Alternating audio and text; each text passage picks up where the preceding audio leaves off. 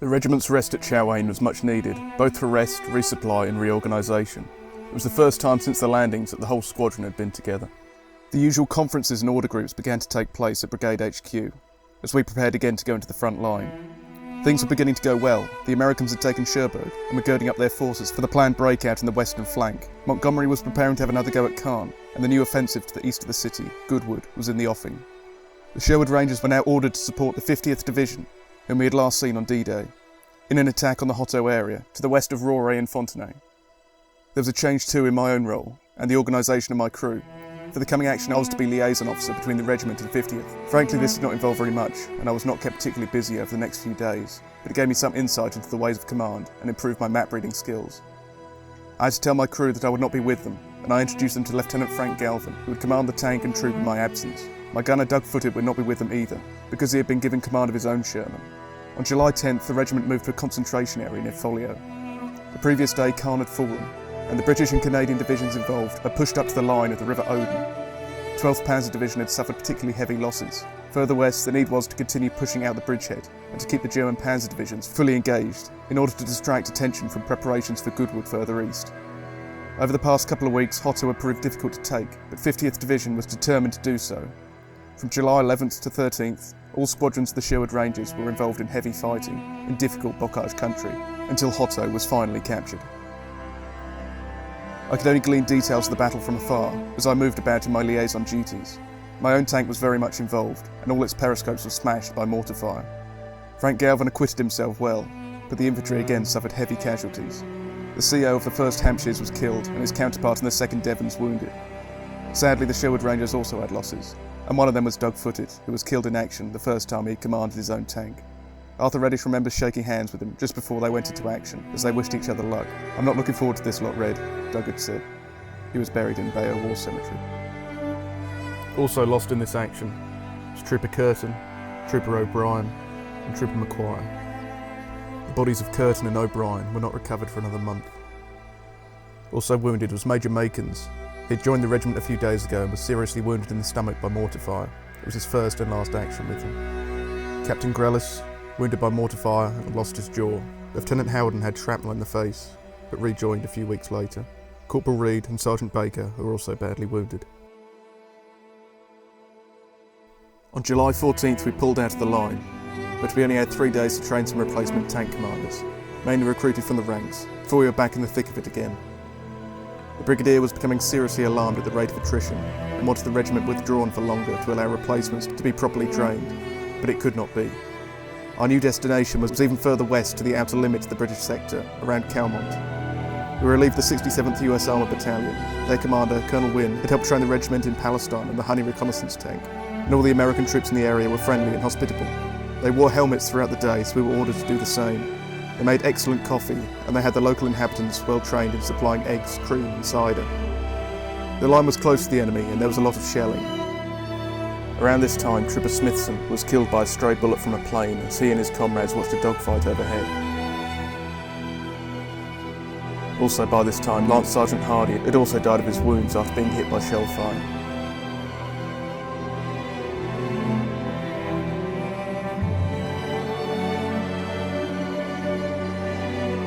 We prepared to go into action again. I was now reunited with my former crew and really glad to see them again, as liaison duties had not suited me when compared to what my troop was doing elsewhere.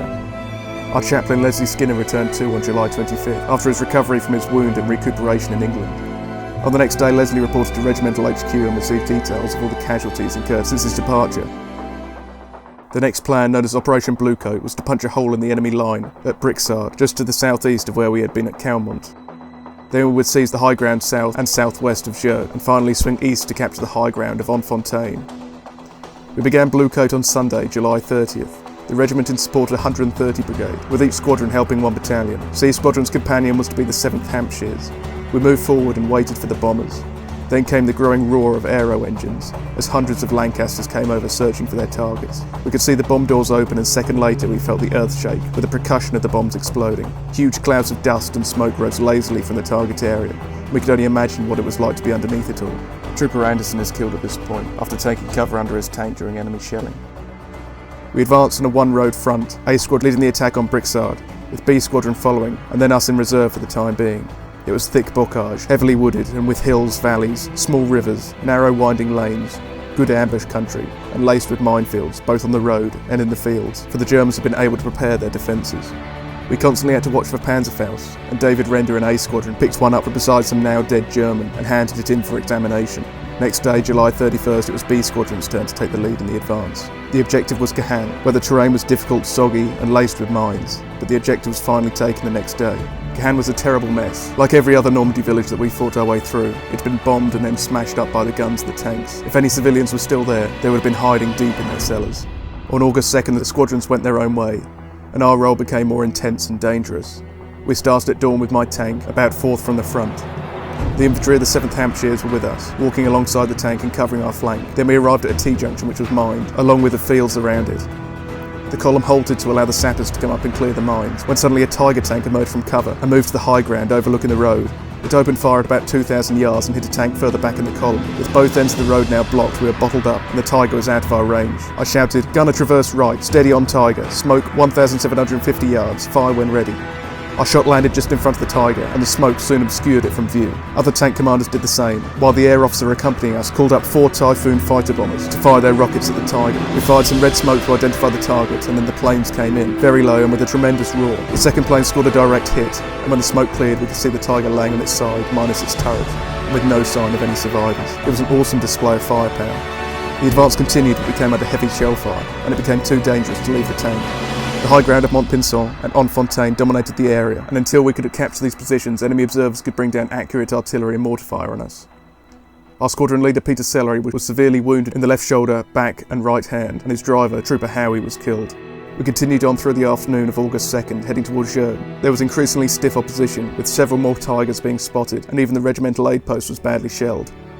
Right through that night we continued our advance, with the infantrymen riding at times on the back of the tanks. There was the odd skirmish, and dawn was breaking as we reached Jerk. Dropping the infantry just outside the town, we entered at speed, with our tank leading. The place had earlier been bombed, and there was a lot of dust and smoke still hanging around the damp morning air. Some buildings were on fire, but we roared on without being fired upon. Then we found the road to Labin, and after successfully crossing the Odon, we were ordered to halt and leaguer in an orchard as the enemy mortar shells started to rain down. Behind us, the rear troops of tanks were not so lucky. There was a pair of 88mm covering the Labine Road, where there was little cover. 2 of our tanks were knocked out, one of them commanded by a fellow 20-year-old subaltern and friend, Jock Campbell. The Labine Road itself was heavy with traffic, tanks and infantry carriers, virtually head to tail about half a mile. Suddenly 2 German self-propelled guns were spotted on the high ground, and Lieutenant Alan Burkett and his troop were sent off to engage them. They hit and damaged one SP, but Alan's tank was hit and then the other set on fire. The tank was on a slope at the time and it began to run back towards a bunch of infantry carriers and vehicles at the bottom. Ammunition exploded all the time inside the burning tank. Then Sergeant Guy Sanders, MM, leaped aboard and steered the tank into a ditch, thus avoiding a major catastrophe.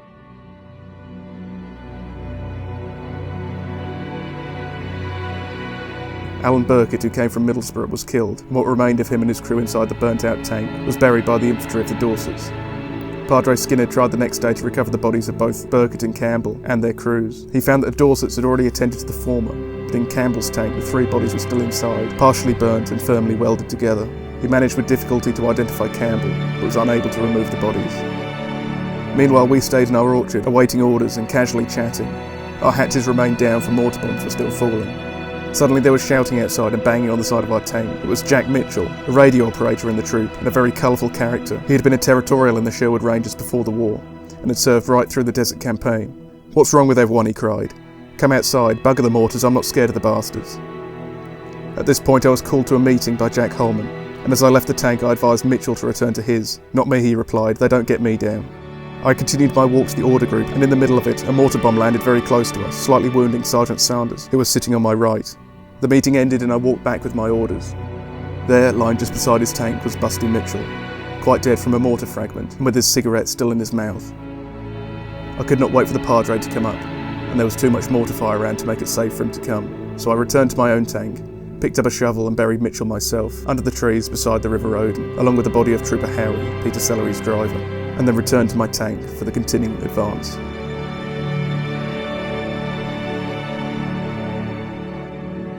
We moved out of our orchard and into Labine, hosing down the houses as we went, systematically working our way through with the infantry. Once or twice the infantry would pin down our machine guns, and we moved up to support, all the time apprehensive of that Panzerfaust in a doorway or upstairs window. It was again a bottleneck with no room to manoeuvre. The weather was dull with low circling clouds overhead. We anticipated meeting both enemy tanks and anti-tank guns, but resistance was not unduly strong, and after the village was cleared, the infantry dug in about a mile beyond, and we passed through on our way to Montfontaine. We were lined up on a new start line when the mortars rained down and the infantry was forced to scatter, snuffing out the attack until a fresh battalion could be brought up. Sporadic fighting had gone on in the area all through the night, and losses were mounting. The attack on Montfontaine went in at dawn, our tank in the lead. As the light improved, we could see the small village perched on top of a ridge. The access road ran up on its right-hand side, and it was heavily wooded and narrow. Enemy fire was much lighter than expected, and we came out of the wood into a relatively open ground.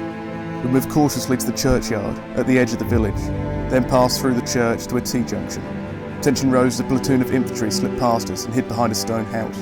Jeff Story edged the nose of the tank past a protecting church wall. An anti-tank tracer shell whistled past. "Reverse," I shouted, and Jeff promptly complied. They tried to lure us into a trap. I got on the radio to Jack Holman. "Is there any other way into the village?" he asked. I suggested that we try and get around the churchyard. The infantry commander tried to push us in closer to protect his men, but we did not want to commit suicide. Then Jack Holman came up, and the three of us had a conference. I suggested that we pull back a little, and the infantry commander agreed. I then asked for an artillery stonk on the place, from the 25-pounder guns of the Essex Yeomanry, and Jack Holman withdrew to lay this on. My crew looked pleased with me as I came back, and we pulled out of the village. They knew the danger we would have been in if we had to advance further. The infantry came with us to take over. One of their officers pointed out the church steeple. We had seen a German observer operating a radio, who might have been responsible for the very accurate mortar fire during the previous few hours. Our new gunner, Dick Dexter's second shot went straight through the steeple, and a later patrol confirmed the presence of the dead German observer. Dexter was an experienced gunner from the desert days, and a quiet and reserved but pleasant character. The concentrated artillery barrage duly began, destroying entire houses with its stupendous power. We prepared to follow it in, force our way through to the far end of the village, and dig in to repel any counterattack. We moved forward again, passing the church and spraying the houses with machine gun fire. The tanks of Sanders and Robson followed, the infantry of the Hampshires in close support. There was no opposition as we moved right through to the far end. Finally, we had traversed the whole plateau of high ground with just one shot being fired at us. Montfontaine was ours. We stopped and the transport came up with rations, fuel and ammunition. The regimental doctor came to and was horrified at our condition as we climbed out of our tanks for virtually the first time in 3 days. We were red-eyed and utterly exhausted, and the doctor firmly told brigade that we had to rest. Plans for the following day were cancelled, and we were ordered to get some sleep. Next morning I cooked the breakfast with Sergeant Sleep while we listened to the birds sing. Then on Tuesday, August 8th, we were withdrawn from the line and retired 5 miles to another pleasant orchard at Beaumont near Villers-Bocage. My own crew had another new member for the coming operation. Our newest gunner, Dick Dexter, was carted off in an ambulance. Nobody quite knew what happened, but for some reason he would not come out of the tank. He slept in it, ate in it, refused the opportunity even for a game of football, which he loved. Our new gunner, Bill Cousins, another desert veteran and formerly gunner to Stephen Mitchell. The others already knew Bill well, and I came to know and value him very highly over the months ahead. Our rest came to an end on Saturday, August 12th, as we returned to the line in Operation Blackwater, which was designed to maintain the pressure on the Germans around Caen, pushing them back to Condé and across the River Noireau. Once again we were with 130 Brigade, although C Squadron was in reserve for the start of the operation. On August 13th and 14th we pushed on steadily. Though the other 2 squadrons bore the brunt of it, Saint-Denis-de-Mer was taken and Preussy. By the evening of August 15 we had come up to the River Noireau. In reality this was a gentle meandering stream with the steep wooded heights on its far side, above which were the 3 fortified villages of Berjou, Le Canet and La Hamel. The river was about 20 yards wide and 3 feet deep, and the way up the far side was a narrow, winding track, overlooked by the enemy positions on the heights beyond. These heights were wreathed in smoke from the artillery fire, but we were under no illusions about what to expect from such a naturally strong defensive position. All the approaches to the river were under intense mortar and shell fire, carefully directed from positions above.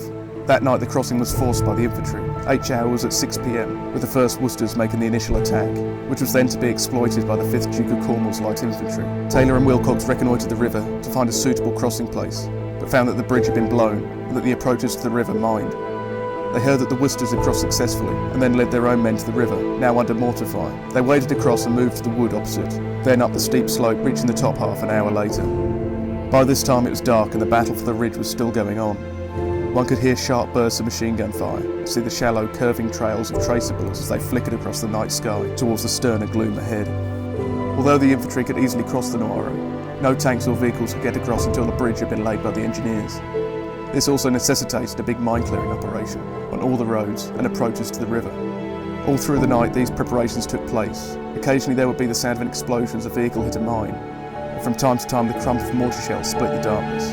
Meanwhile the infantry dug in further and prepared to cling on to what they had gained against the inevitable German counterattack, probably with armour support in the morning. Just before first light the battle renewed, and a steady stream of casualties came back down the hill. Around this time, Trooper Baxter and Trooper Ely were killed while trying to find a crossing over the Noireau. We had spent the night in an orchard. It had rained hard and caught us sleeping outside on the ground near our tanks, so we were sopping wet. Our orders were to cross the river as soon as possible, but we waited while 204th Field Company Royal Engineers built the tank ford and 3 trestle bridges to allow us to do so. A task that cost them several casualties to mines and shell fire. The Germans were fighting a fierce rearguard action to prevent our infantry's success from being consolidated. Then, when it was still dark and misty, we received the orders to move. C Squadron would be in the lead. The approach was through a gorge with wooded hillsides.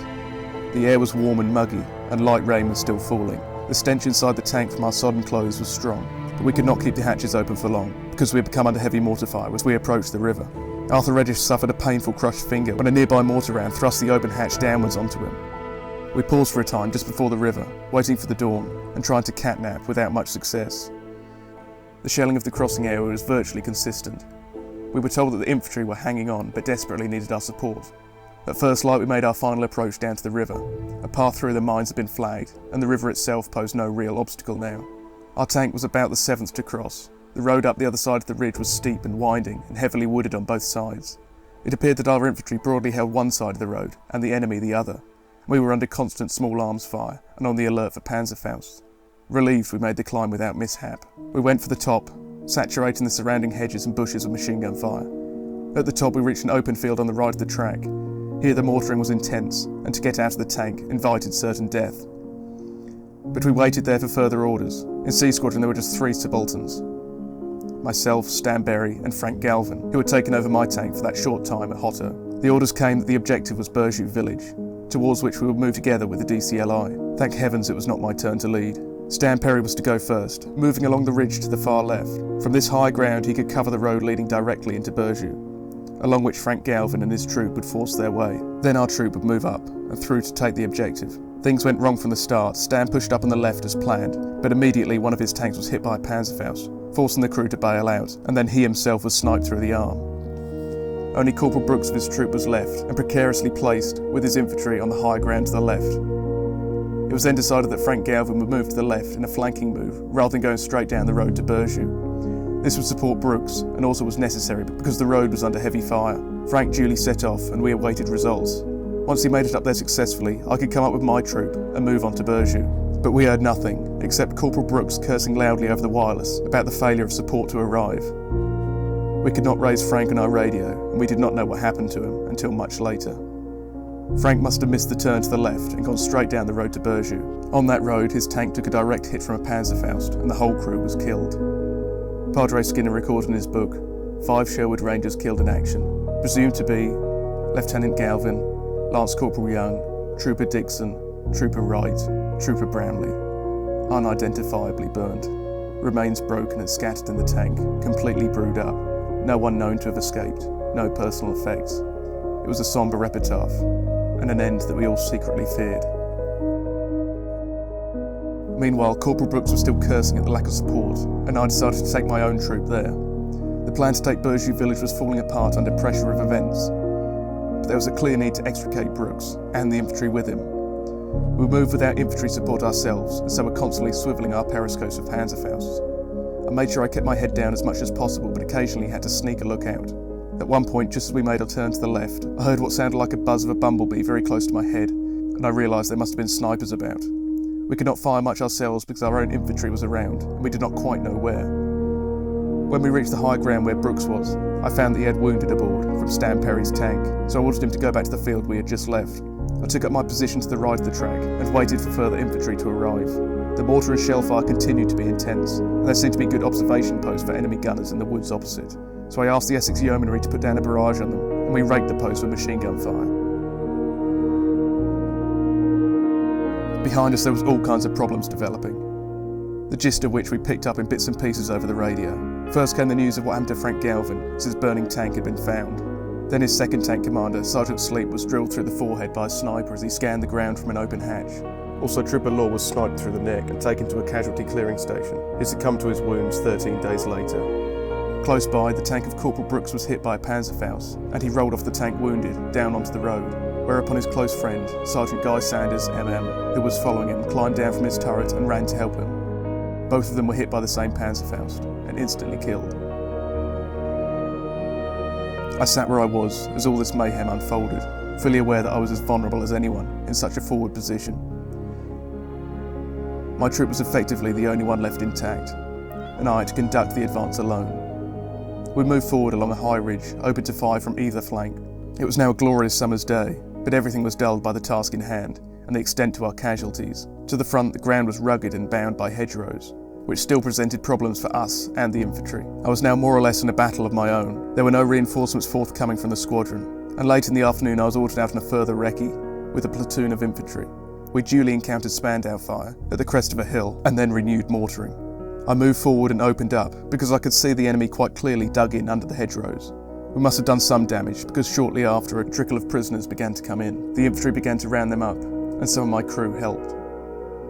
They looked young, lean, tough and came from the 3rd German Parachute Division, elite troops. We sat up under the cover of the hill and I directed Arthur Warburton and his Essex Yeomanry 25-pounders onto possible enemy positions, especially those of his mortars, which continued to give us hell. One of Warburton's stonks must have hit an ammunition dump, because there was a big explosion. It was getting dark when Lieutenant Colonel Taylor came up with the rest of his infantry. He wanted to put another attack there and then, although it was hardly worth it because we already dominated the low ground ahead. I voiced my objections. I was losing touch with the squadron, and the proposed attack would be at night, therefore difficult for tanks. Mine was also the only complete troop left in C Squadron, and we would have had to make a long night march to put in the proposed attack. I said as much to Lieutenant Colonel Taylor, and over the radio to Jack Holman, and received permission to make my way back. We went down the hill again and leaguered for the night in a small orchard, where food, fuel, ammunition were brought to us, and then we flung ourselves on the ground and fell into blissful sleep. Our part in the action was now over. On August 17, the other squadrons came forward to help the infantry capture Berjou and the neighbouring village of La Hamel. The whole Berjou ridge above the Noireau was now in our hands. From up on the top it was possible to see clearly just why the Germans had given us such a hard time. The views down to the river and off to the east were stupendous. Every move we made must have been seen by German artillery observers. Events were now moving fast elsewhere. The German forces in Normandy were virtually surrounded and trying desperately to escape through the only route open to them, to the southeast of Falaise. And the bag in which the German army was caught was rapidly collapsing. The brigadier commanding 214 Brigade wrote to congratulate us on the work we had done around Berjou. No brigade ever received better cooperation. Our own commander, Prior Palmer, wrote in the same vein to Stanley Christopherson. Your chaps really did a superhuman job up that ruddy mountain, and I'm sure some decorations were well deserved. I, however, did not feel remotely euphoric, and as the dawn broke on August 17th, I stirred to the sound of birds singing and looked around me at the silent forms of my troop, who were still sleeping soundly. Only Arthur Reddish was up and about, because his swollen and painful finger had made sleep impossible. We received a visit from the Padre, who had been hard at work, seeking out and burying those casualties he could find in one piece. He had a quiet word with me, because he could see that I was upset, but by now I had begun to realise that all this was part of war, and that I just had to get on and make the best of it. We moved on. The whole regiment was going to St Honorin de Chardon, a few miles further on, a village that had not suffered any severe war damage, and where civilians were starting to return to their homes. There we rested for a day or two, and on Sunday, August 20th, a regimental church service was held to the chime of church bells. There were hymns and lessons and communion, and the Padre gave the 250 of us there a short but inspiring address. The battle for Normandy was over, and we would now leave the bocage behind us to pursue the enemy in more open country.